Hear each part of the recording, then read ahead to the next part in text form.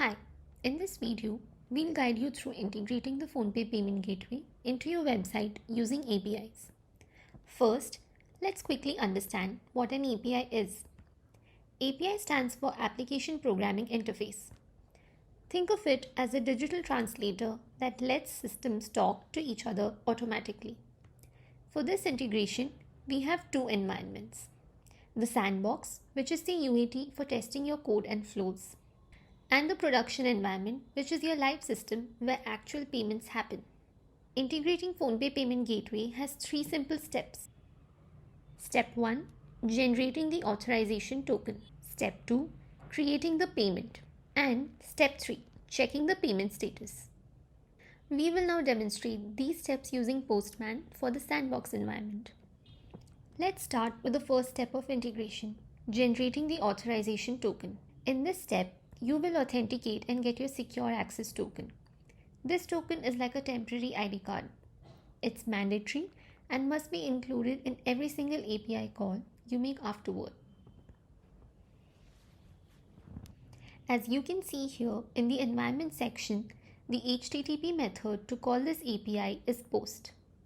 And this is the API URL used to request the authorization token. Copy this URL. Open Postman, choose the post method and paste the copied API URL here. Go to the headers tab, add the key, content type and the value application form URL encoded. Next is to add the request parameters. The parameters are client ID, client version, client secret and grant type. To get your UAT credentials, please go to your PhonePe business dashboard and you will find them under the developer settings section. Now let's paste the credentials in Postman. To do so, click the body tab, select the form URL encoded option. Make sure the grant type is always client credentials. Click send to get your token from the PhonePe server. The response includes the access token and an expires at value. Since the token typically expires in 60 minutes, it is essential to ensure your system refreshes this token 3 to 5 minutes before it runs out.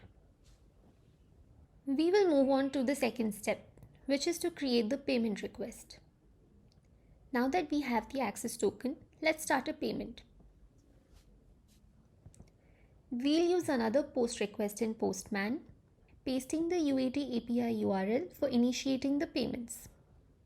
In the request header, add the content type and paste the generated access token. But remember, it must be preceded by O bearer and a space. This is mandatory.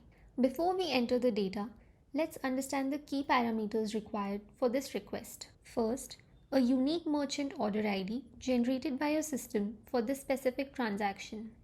Second, the amount, which must be in paise, not rupees. Third, the expire after time in seconds, with a minimum of 5 minutes and a maximum of 60 minutes. Fourth is the meta info. These are the user-defined fields. You can pass up to 15 additional parameters.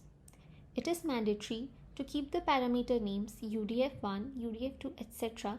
exactly as they are in the meta info block.